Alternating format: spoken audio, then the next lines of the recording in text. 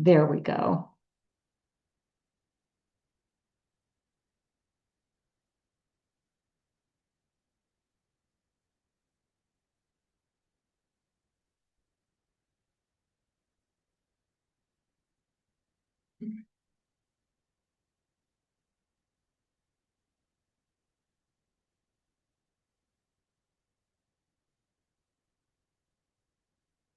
Well, after all that I said about all the wonderful things that technology does, my computer has gremlins, but here we go.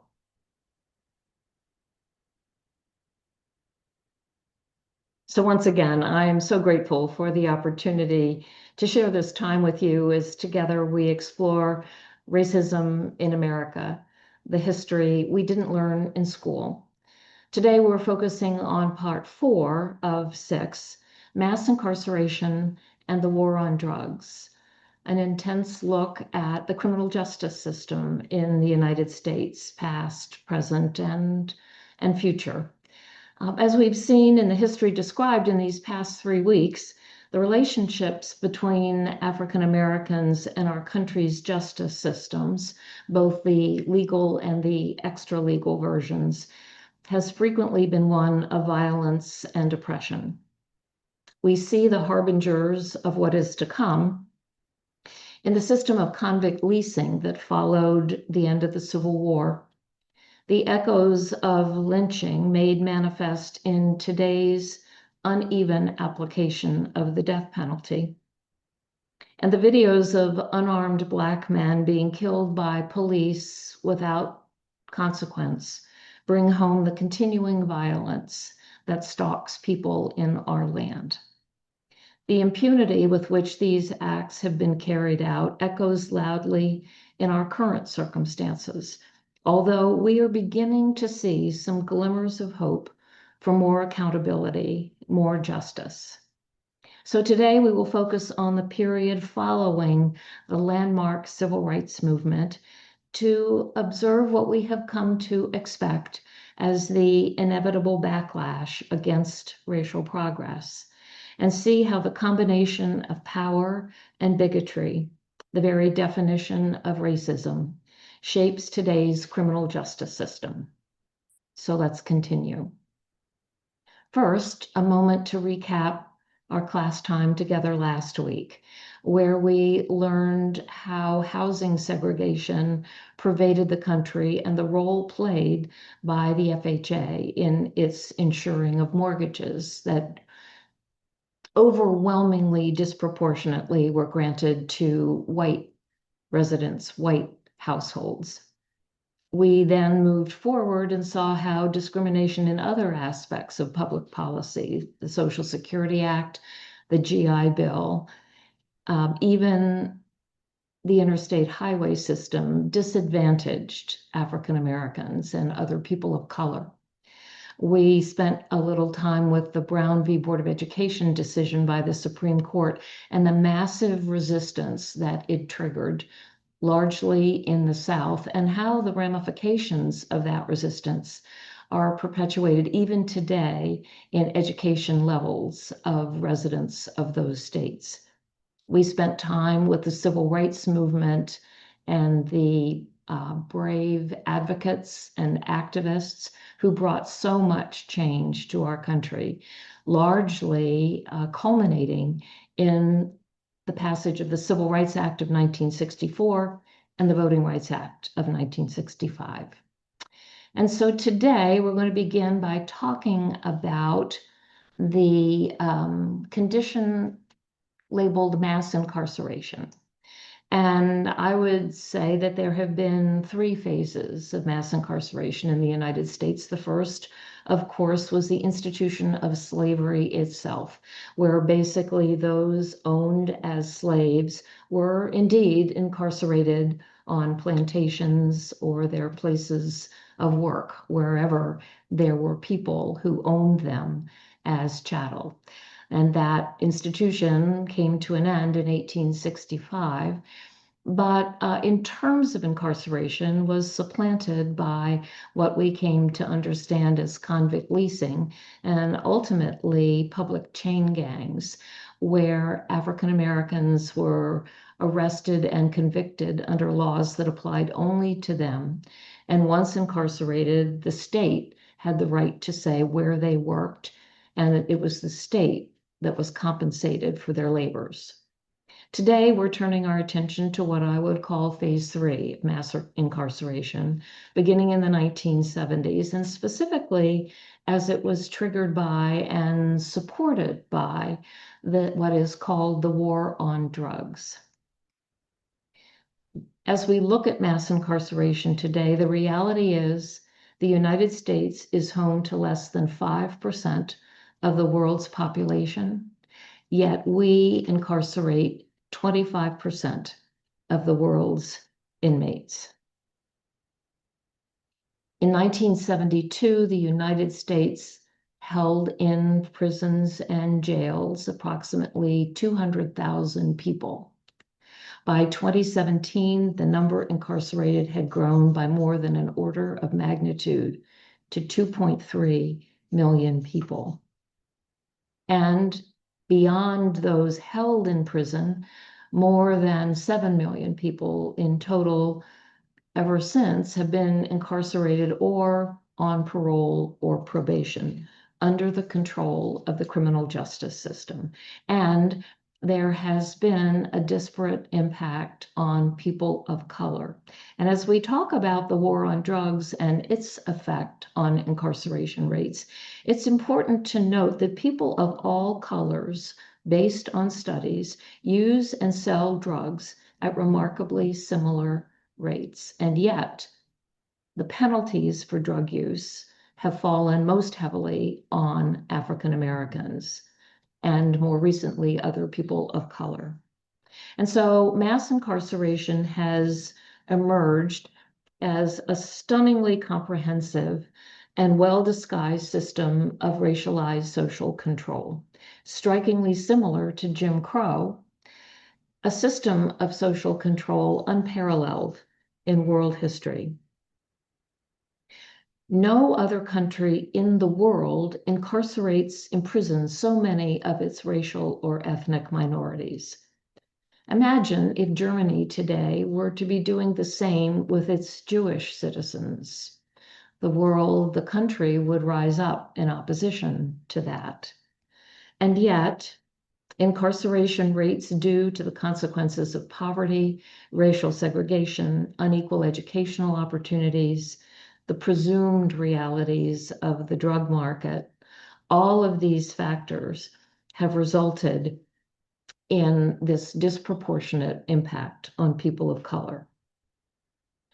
And it is interesting to realize that although civil rights legislation of the 1960s prohibited discrimination in hiring, firing, housing, public programs, and so forth on the basis of race, today it is entirely legal to discriminate against criminals or former criminals in those very same areas. And so today it is perfectly legal to discriminate against criminals in nearly all the ways that it was once legal to discriminate against people on the basis of race. Employment, housing, denial of the right to vote, the denial of educational opportunities, denial of food stamps and other public benefits, exclusion from jury service. So we have simply substituted criminal conviction for race and accomplished the same end goal. And so this data really leads us to ask the question, is mass incarceration a criminal justice issue, or is it a racial justice, civil rights issue? What do we know about the people who are incarcerated? And this is a chart from 2019, but the numbers are strikingly similar today. For every 100,000 people in the US population, almost 1,100 Black people. For every 100,000 Black people, almost 1,100 are incarcerated. For every 100,000 American Indian, Indigenous, or Alaska Natives, 547 are incarcerated.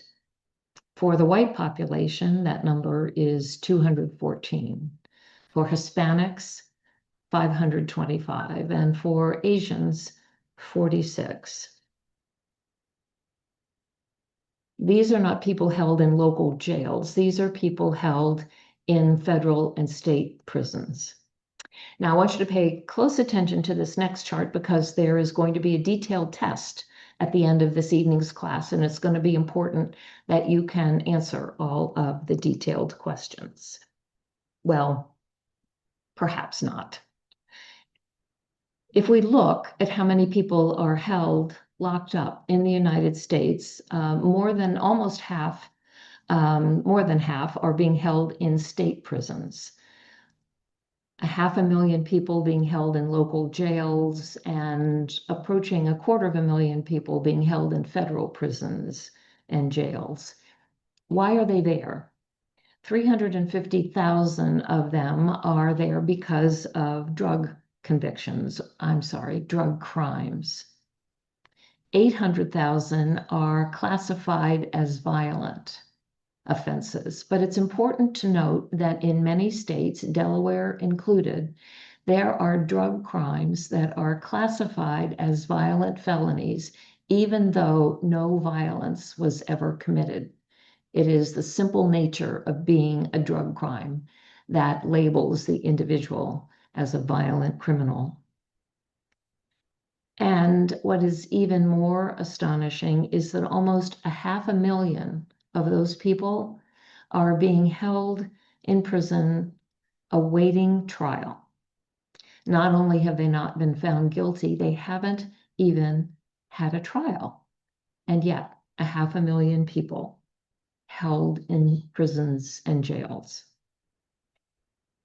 Separated from families, job losses, separation from the community, not even a trial as yet. So how do we get here? We're going to take a look at some of the most pertinent history of our last 50 years, beginning in 1971, when President Richard Nixon declared the war on drugs. And it was a real mission for President Nixon and his administration to embark on this war on drugs. And some years later, one of President Nixon's key advisors, John Ehrlichman, was interviewed about this whole situation and circumstance. And John Ehrlichman related that President Nixon saw that he had two primary sets of enemies. And for those of us alive during President Nixon's administration or who have read about it, know that one of the things he was famous for was his enemies list. And those included individuals, tens of thousands of individuals, but it also included groups of people. And John Ehrlichman related that Nixon saw his two primary groups of enemies were the anti-war left and Black people. And so in declaring the war on drugs, President Nixon paid particular attention to what were observed as the drugs of choice for those two groups. And for the anti-war left, that was marijuana.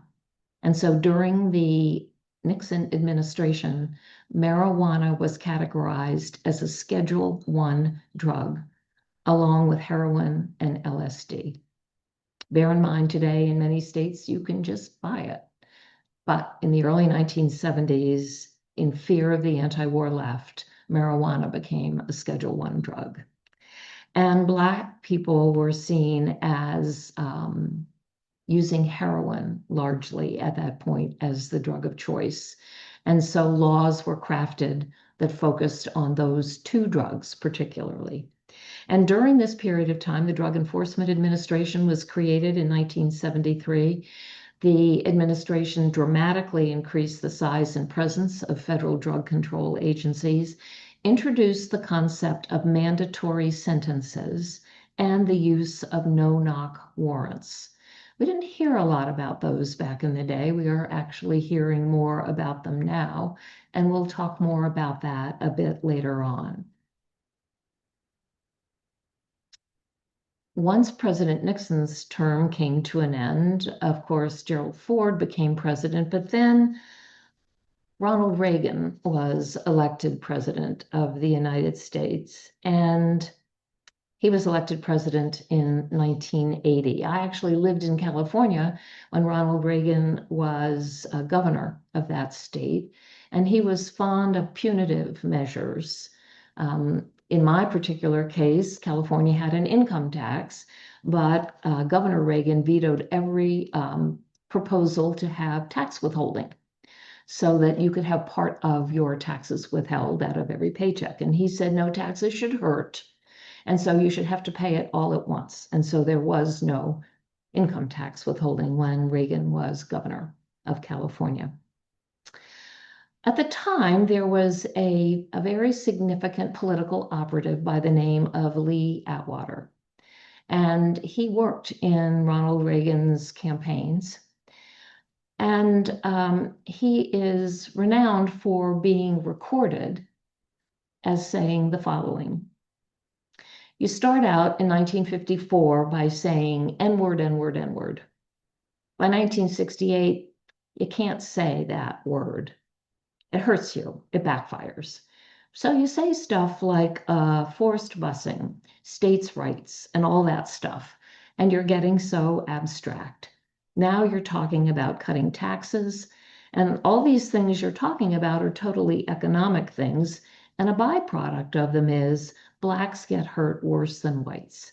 We want to cut this is much more abstract than even the busing thing, and a hell of a lot more abstract than N-word, N-word, unquote.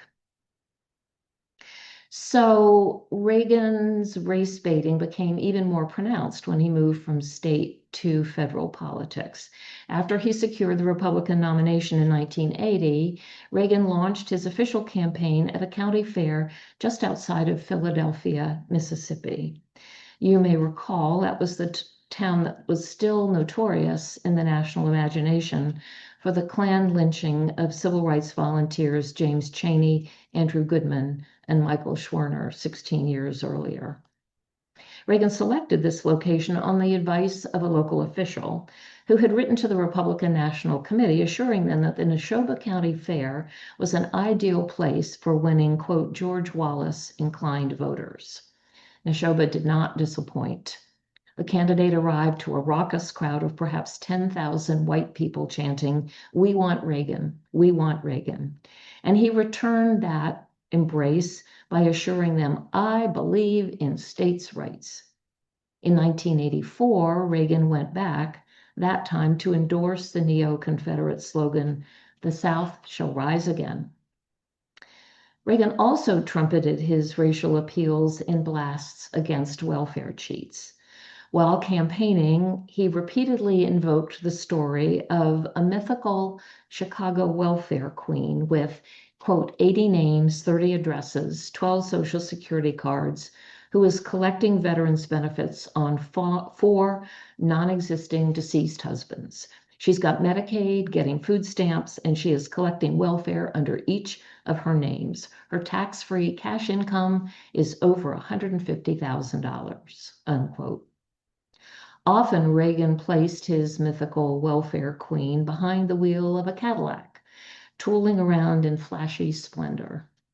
And beyond propagating the stereotypical image of a lazy, larcenous Black woman ripping off society's generosity without remorse, he also applied another stereotype, this one about whites.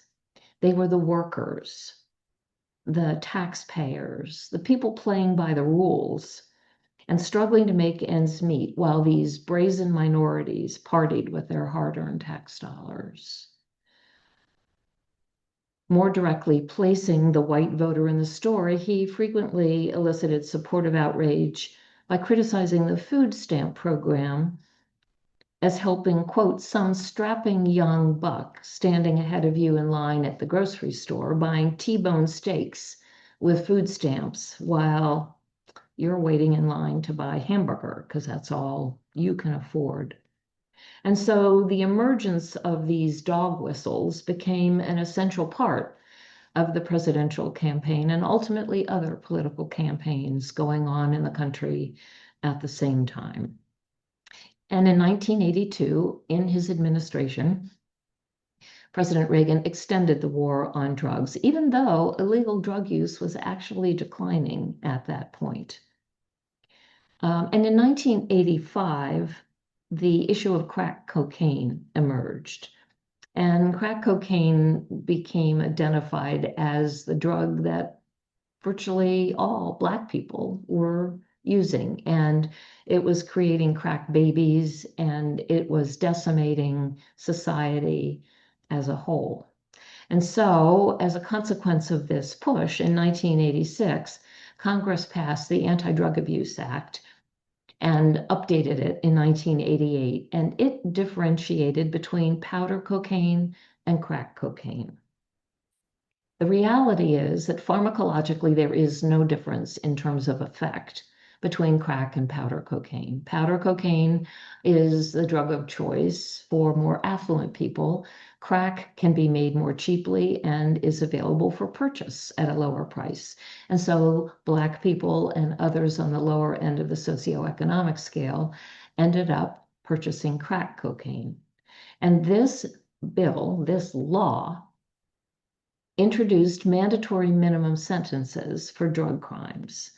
And these mandatory minimum sentences were between 5 and 10 years. No judicial discretion, no room for the judge to take into account circumstances. If you were convicted, it was a mandatory sentence. It shifted the power from the judge to the prosecutor because it was the prosecutor who selected the charge to be made. But the mandatory minimum sentence for cocaine kicked in if you were in possession of 5 grams of crack. In order for the mandatory minimum sentence to apply to powder cocaine, you had to have been found in possession of 500 grams of powder cocaine. So a 100-to-1 differentiation for triggering the mandatory minimum sentences. And these were the sentences imposed in federal court, in superior court. And so prosecutors had the wherewithal to charge people with federal crimes that would kick in the mandatory minimum sentence versus state crimes where these did not apply. And in looking at the data, there was a significant racial disparity in terms of where the charges were brought, depending upon the color of your skin. So here we are, and this is 2 Republican administrations hugely focused on drug crimes. And when it came time for the 1992 election, it was very important to Democratic candidate Bill Clinton that he not be seen as soft on crime or soft on drugs. So to put this into perspective, we're actually going to go back to 1915, which was a notable year in race relations in the United States. It marked the release of D.W. Griffith's notorious Klan-glorifying blockbuster film, Birth of a Nation, that romanticized the role of terrorist posses in the post-Civil War South and created a sense of nostalgia for those wonderful years of white supremacy before the end of the Civil War. That Thanksgiving Eve in 1915, William J. Simmons gathered 15 men to initiate what became known as the Second Klan. They climbed to the summit of Stone Mountain just outside of Atlanta, built an altar of 16 boulders on which they placed an American flag, a copy of the Holy Bible, and an unsheathed sword. Then they raised an enormous wooden cross and set it on fire, and the Klan was reborn. Following that resurrection ceremony, the group held regular events at Stone Mountain. In the 1920s, they began fundraising with the United Daughters of the Confederacy to erect an enormous Confederate monument on the face of the mountain: Jefferson Davis, Stonewall Jackson, and Robert E. Lee. For most of the 20th century, it held the Klan's annual Labor Day cross burning until 1991. And indeed, Martin Luther King Jr.'s I Have a Dream speech included the words, "Let freedom ring from Stone Mountain in Georgia." So against this backdrop, presidential candidate Bill Clinton was shaping his tough on crime campaign message. The campaign arranged a photo op just before Super Tuesday primaries, and Clinton traveled with Georgia Governor Zell Miller, Senator Sam Nunn, and Congressman Ben Jones, giving a press conference while standing in front of a phalanx of jumpsuited inmates from the Stone Mountain prison. And it doesn't take intense scrutiny to see that the vast majority of those prisoners were Black. And so in giving his anti-crime speech, the racial component, the racial overtones were inescapable. And so during President Clinton's term in office, in 1994, the Violent Crime Control and Law Enforcement Act was passed. It is described as one of the harshest laws ever passed in United States history. It provided that children as young as 13 years old could be tried and punished as adults.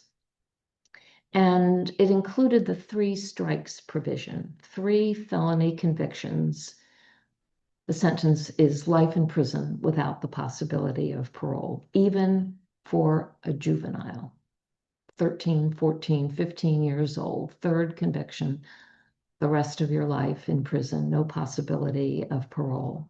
And in reality, more than half of those sentences that were imposed, the individual had not committed a single violent crime. A felony, yes. A violent crime, no. And yet they would be sentenced, in essence, to die in prison. The bill also provided for new federal capital crimes, those that would invoke the death penalty. And it provided huge sums of spending for building state prisons, $10 billion, and funds to be used by state and local police. At about that time, Congress created a bipartisan U.S. Sentencing Commission to look at this discrepancy between crack and powder cocaine sentences, among other racially discriminatory criminal system results.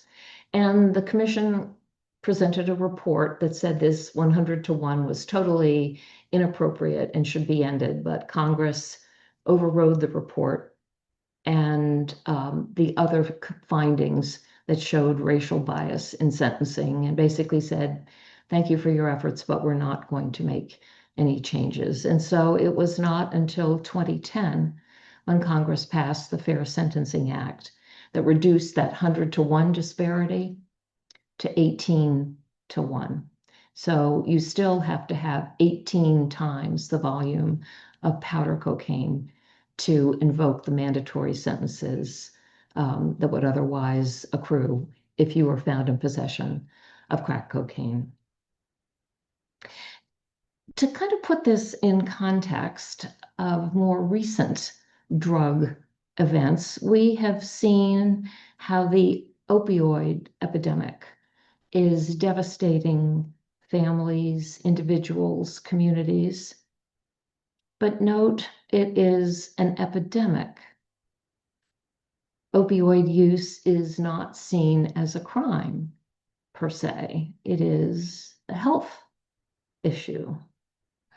What if we had treated these addictions back in the day as public health issues rather than criminal events?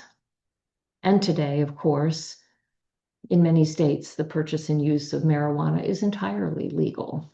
And yet, back in the day, it was the crime that led to horrific incarceration rates and separating families and people from their communities. We saw the world differently back then. So these laws got passed saying, here are all these drug crimes, and people should be arrested and they should be tried and they should be sentenced, and we should use the mandatory minimum sentences. And oh my gosh, we're going to have an order of magnitude more people being held in prison as a result. Well, how did that happen? Because the federal government, other than a few agencies, didn't put thousands of drug enforcement officials on the streets. They turned to state and local law enforcement organizations to do the work. But the presumption would be those police forces were already busy enforcing the law, arresting people who broke the law, making sure that communities were safe. So, how to turn those resources into such a potent force for enforcing drug laws? Well, it began in 1982 when federal cash grants were issued to state and local police organizations if they would make the enforcing of drug laws a priority over other crimes that they had been, other laws that they had been enforcing.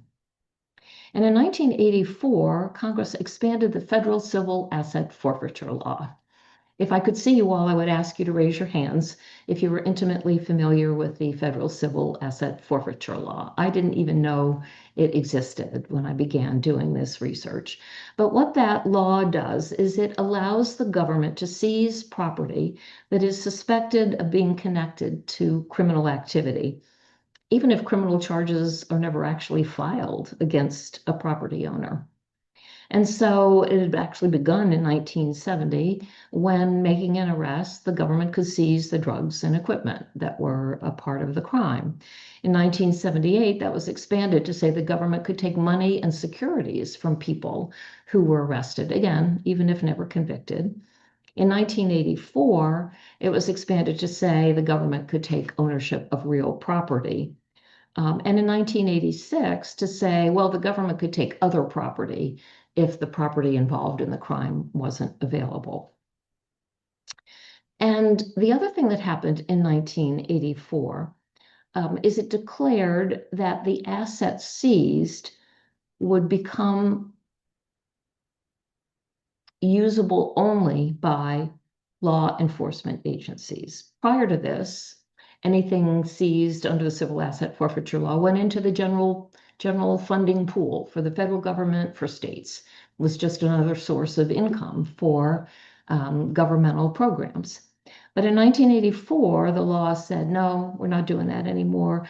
If anything is seized according to this law, the proceeds revert to federal law enforcement agencies, and those dollars can only be used for law enforcement. But it also introduced something called the equitable sharing program that said if there is a joint investigation where someone from a state partners with someone from the federal government, then the states can benefit from these federal forfeitures by passing state laws that said, no, these funds were to be used for general state purposes. And so in bypassing the state laws, these funds were then used for law enforcement programs, equipment, weapons, salaries and overtime, training, travel expenses, informant reward money, detention facilities. In 1986, the total amount seized and shared in this way was $93.7 million.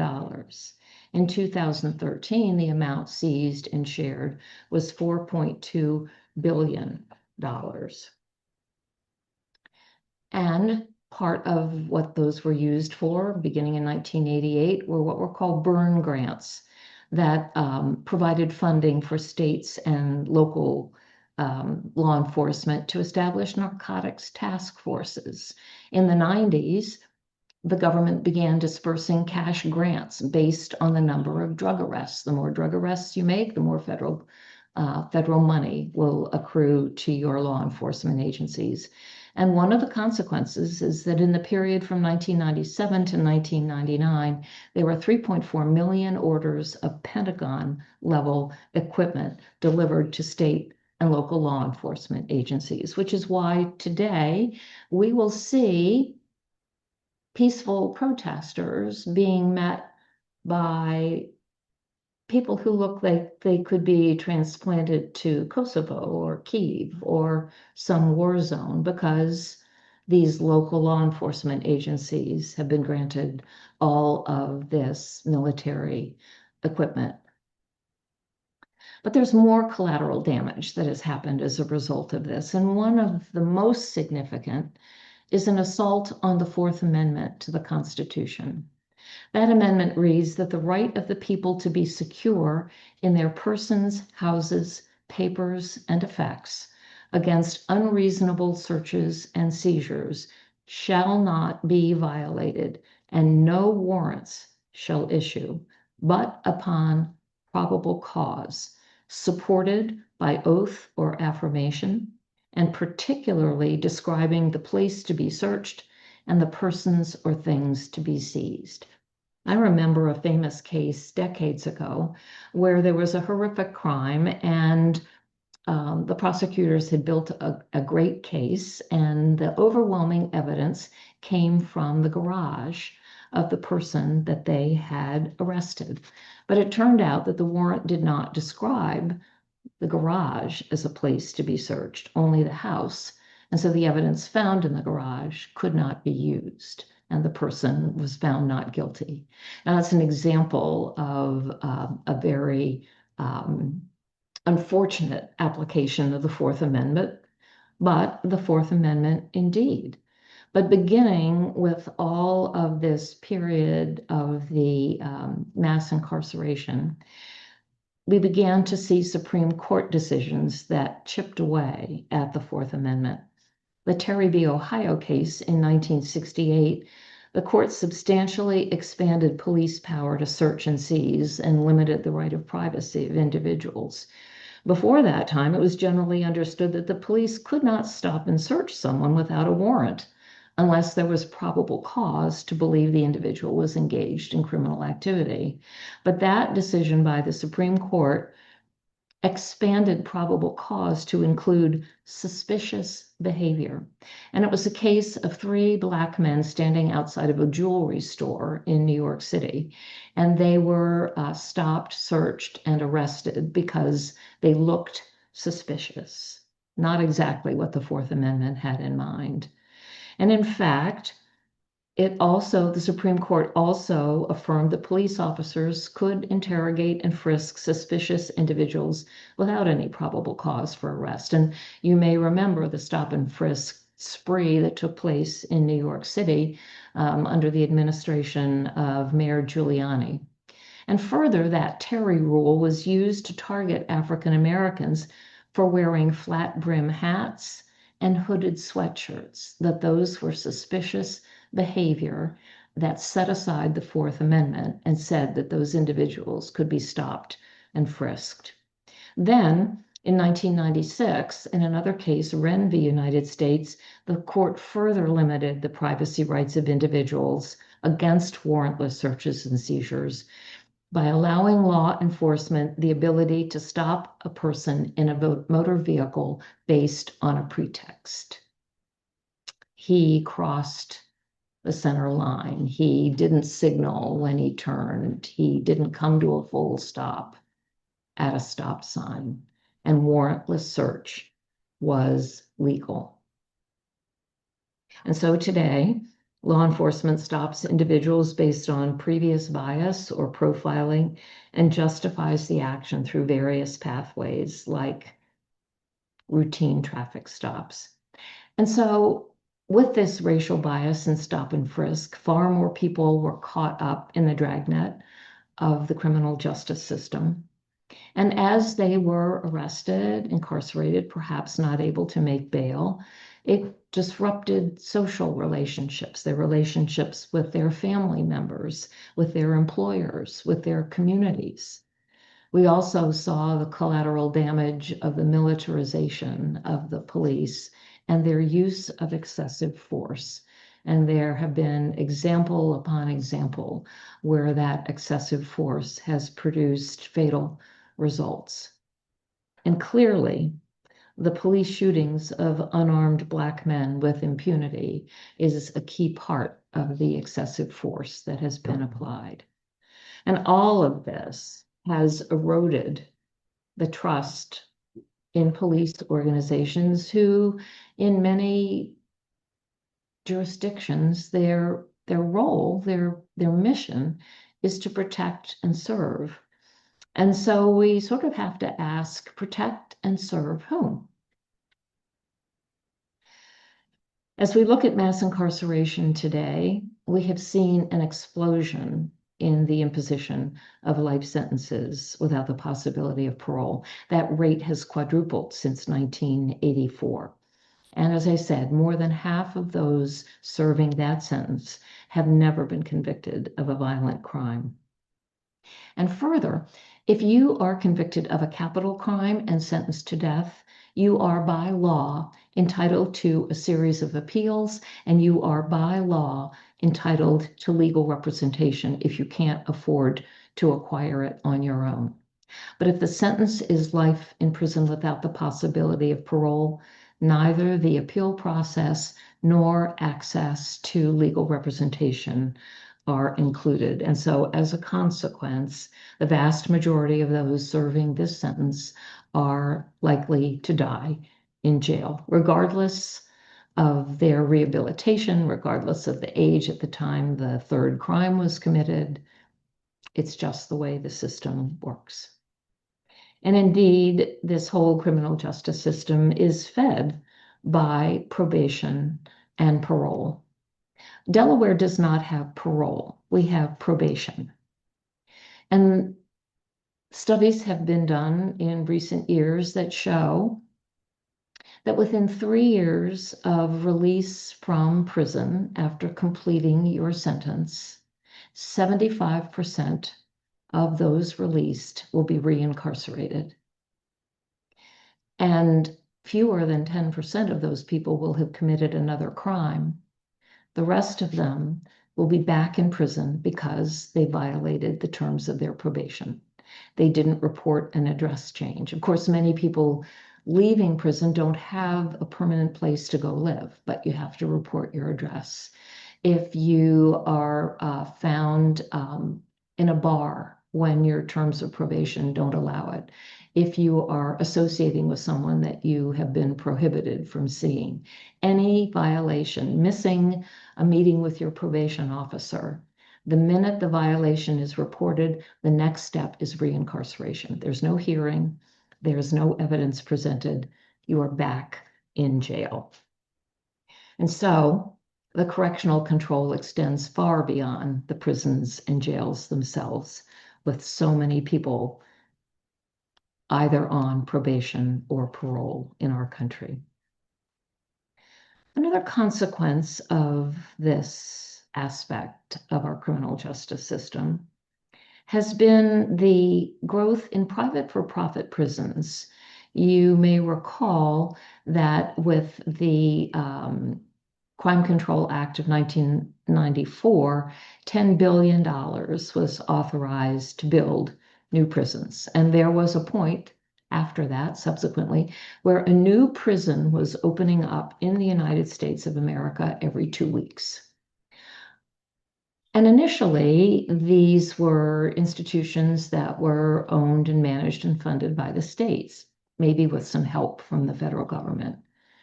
But the cost of maintaining those prisons and prisoners became so onerous to states, they found they simply could not continue to fund that level of incarceration sites. And so the capitalist system can always come up with a solution, and private for-profit prisons became part of the criminal justice institutions. In 1998, there were 5 for-profit prisons in the United States. By 2008, there were 100. And that year, the profits of those prisons increased by 500%. Many of us have worked in for-profit organizations, or certainly know how the profit system operates. You have a certain amount of revenue and you have a certain amount of costs, and the delta is your profit. For people who work in a for-profit system, typically your compensation is a function of how successful you are at providing those profits to the bottom line. And so if your profit-making entity is a prison, the more money that you allocate to spend on rehabilitation, on education, on preparing people for their re-release into the community, it's going to reduce your profits, and that might affect your compensation. And so what we see in most penal institutions is that precious little in the way of funds are devoted to helping prepare people for their return to life in the community. And I suppose if you wanted to get really cynical, you might say, well, how much of my potential profit do I want to expend on preparing people to be successful when they return to the community? If they're not successful, they're likely to end up back here and a source of continuing revenue for my prison. And what recent studies have shown is that on average, states are paying significantly more to these for-profit prisons than they would be paying if they were actually managing the prisons themselves. We know there have been significant impacts on issues of cash bail, on fines and fees, people who simply can't make bail. That's why they're staying in prison. Granted, there are violent criminals, there are people who are a danger to the community. They are being held in jail before trial because they would be a danger to the community. But there are so many people being held because they simply cannot manage to raise the bail that would allow them to be out and free in the community as they await trial. And so all of this feeds into a hugely punitive criminal justice system, punitive beyond punishment for the crime committed, that goes well beyond. And we'll see next week how voting rights are even impacted as part of the penalties associated with a criminal conviction. But a number of years ago, actually, I think it was in 2020, a judge in Massachusetts, going to get his title just right. He was Chief Justice of the Massachusetts Supreme Judicial Court. This was in 2016. Chief Justice Ralph Gantz began reflecting on the penalties, the sentences, the racial makeup of the prison population. And he was troubled by the racial apparent implications on punishments that were being handed down. And so he asked Harvard University researchers to take a look at the statistics and assess whether, in fact, equal justice is what was being dispensed in the court system in Massachusetts.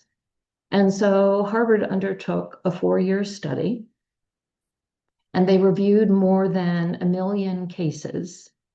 And what they determined was that 665 of every 100,000 Black people arrested and charged were incarcerated, compared to 82 of every 100,000 white people. Black people make up 24% of the population of Massachusetts, but they were 63% of the stop and frisk and searches that police were undertaking. And the numbers are all recorded that more Black people than white were detained without bail, and the bail for the same offense was set higher. That indeed, when the prosecutors determined what charges were to be filed, the Black arrestees were charged with higher, more severe offenses and than white people. And even more intriguingly, when the cases worked their way through the system, those higher offenses almost universally were reduced to the level initially charged against white people. It's just that the Black people who had been charged faced stiffer problems and higher bail rates because these more severe offenses were being initially charged. And more Black people were being referred to Superior Court, where the federal law took hold and the mandatory minimum sentences were imposed. And when they equated for crime and consequence, the statistics show that the average sentence of a Black person is 168 days longer than that for a white person convicted of the same crime. And so what we see in today's criminal justice system is a significant erosion in Fourth Amendment rights that applies to every single one of us. Perhaps they are being more applied right now to Black people or people of color, but every single one of us is at risk because of the erosion of our Fourth Amendment rights. And what study upon study, including the Harvard study, we know Massachusetts is not alone in this. Every study that has been done has shown that our criminal justice system is racialized at every stage, at the rate at which stops occur, at the percentage of those stops that turn into arrests, at the number of times that charges are filed and the severity of the charges. The bail conditions are more severe. Legal representation is less available. A Black defendant is much more likely to face a plea bargain rather than a trial, given the threat of a mandatory minimum sentence. The sentences are more severe and the appeals harder to pursue. And so it is clear that our criminal justice system is in desperate need of reform at every level, federal, state, and local. Action is underway, and Delaware should rightfully be proud of the work that the General Assembly has been doing, particularly over the last 5 to 8 years, to bring more equity and clarity. There are so many criminal justice reform bills in front of the current General Assembly. It's worth finding out what they are and voicing your support for meaningful reform to your state senators and representatives to become aware of the initiatives and demand that action be taken to bring about what we would devoutly hope could be called equal justice.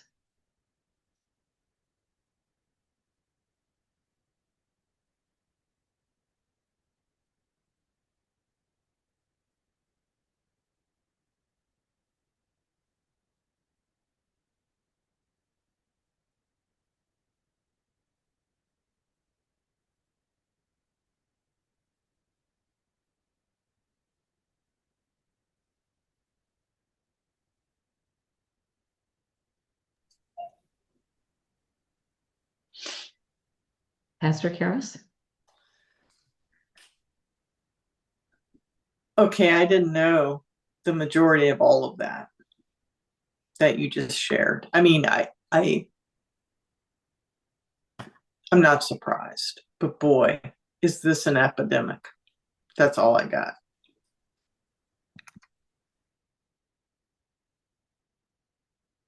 And to your point, I think particularly for us white people, this is happening below the radar. We see the news items, and we're going to talk more about that in our 6th class. We see what's on the news. We see the complexion of people being arrested. We see that, but we don't know people in our neighborhood, in our community, in our church, in our social circles who are being subjected to this degree of discrimination and unequal treatment. And so we just don't know. Sue? Yes. When you were talking about the erosion of the Fourth Amendment, I was thinking about our ESL class and our immigrant students. They aren't safe in their own homes.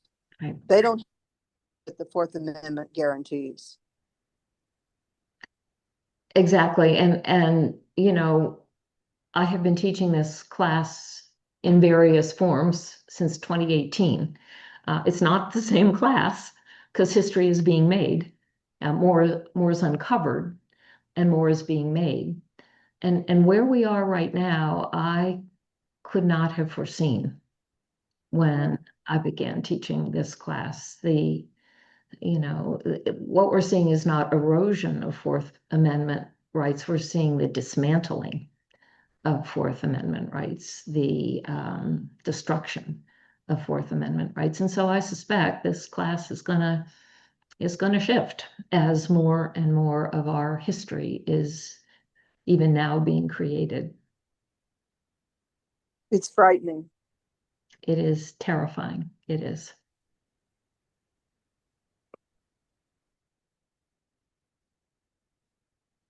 And we see the stories, a 16-year-old boy taking a couple friends to a volleyball practice, it's just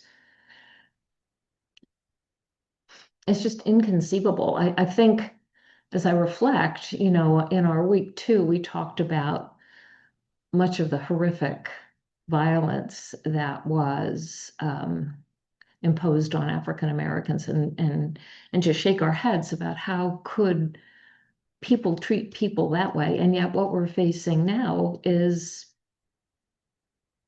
a different version of the same thing. How can we be doing this? How is this possible, let alone how is it right?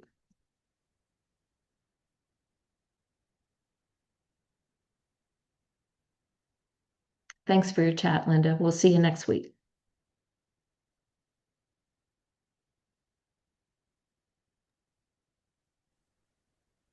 You were just talking about the no, it just left my head. And it wasn't because all the puns beforehand. Happens to me too, not to worry. About the taking the fourth the no knock Mhm. or and it's interesting going and you referred back to a couple of weeks ago what we were seeing and everything. I watched a documentary on the Clotilda. I never remember exactly how to pronounce it, but it was a slave ship they thought they were going to burn it, but they didn't understand that if it's in water, it's not going to burn all the way, physics. But maybe they weren't smart enough for that. But the fact is that 110 people from Africa were kidnapped by other Africans. So it was like, in a sense, a no knock. They were just taken by the night, brought to the coast, put on a ship, and come here.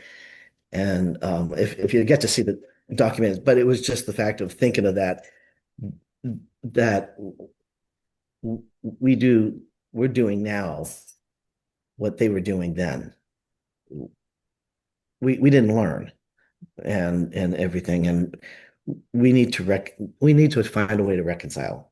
But at the same time, those descendants of those slaves from the Matilda went back to Africa, and they had at one part hard time actually getting reconciliation from one tribe, the tribe that took the slaves with the people to become slaves.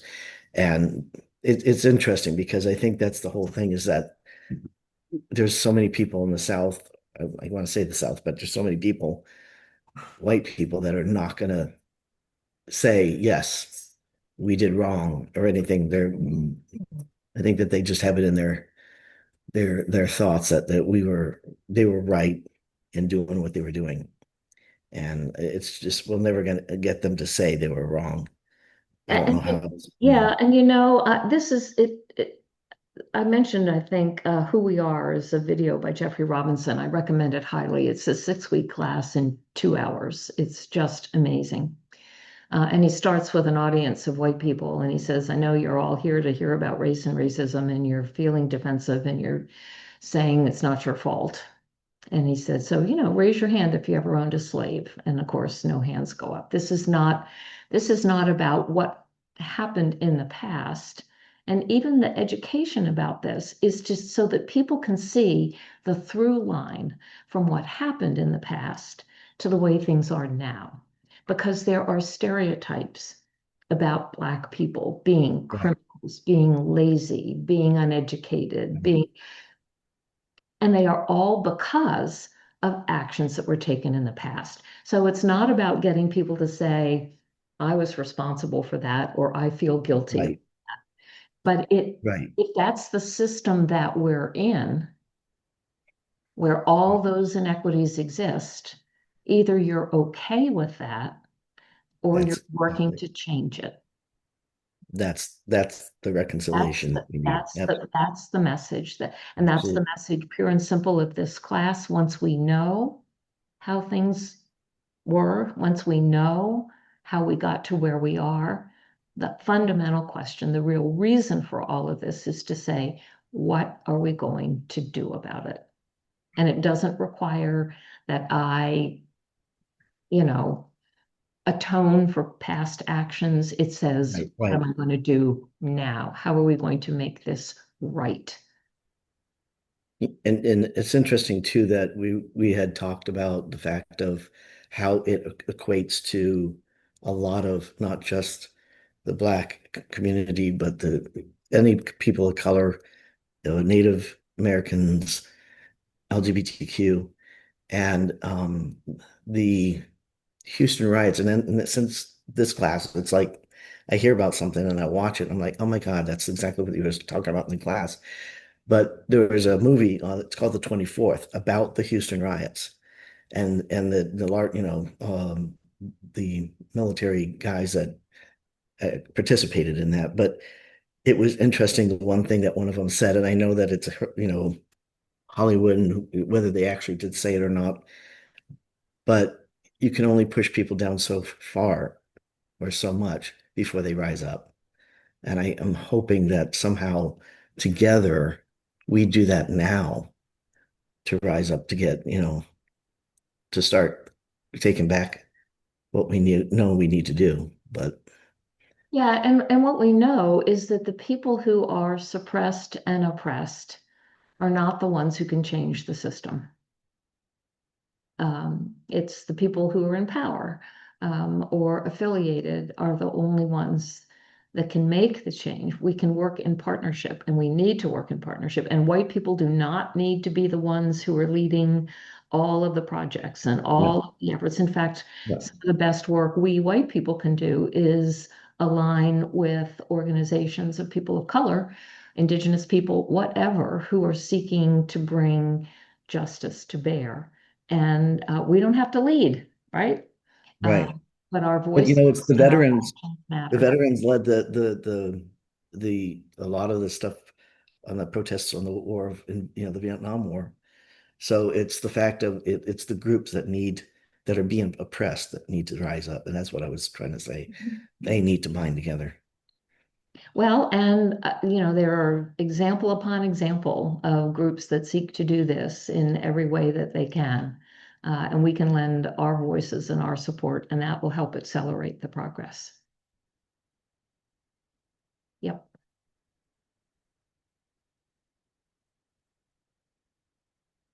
Well, I want to thank you all again for being here.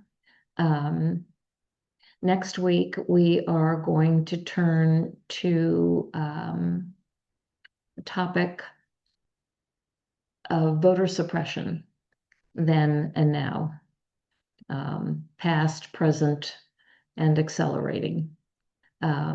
Talk about history being made as we speak.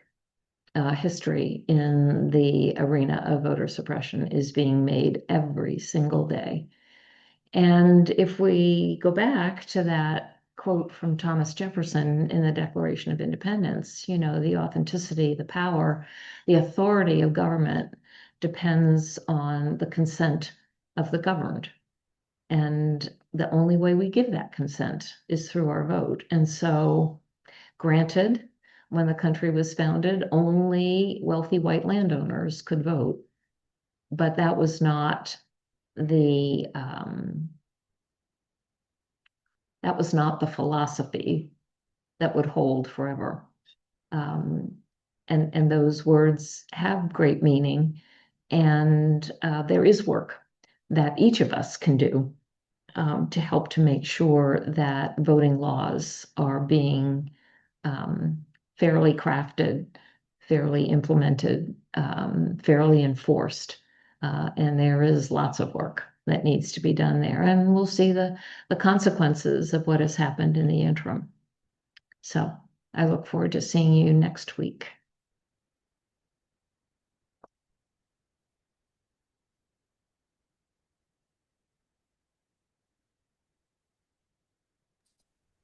Thank you, Sue. Good night. Right.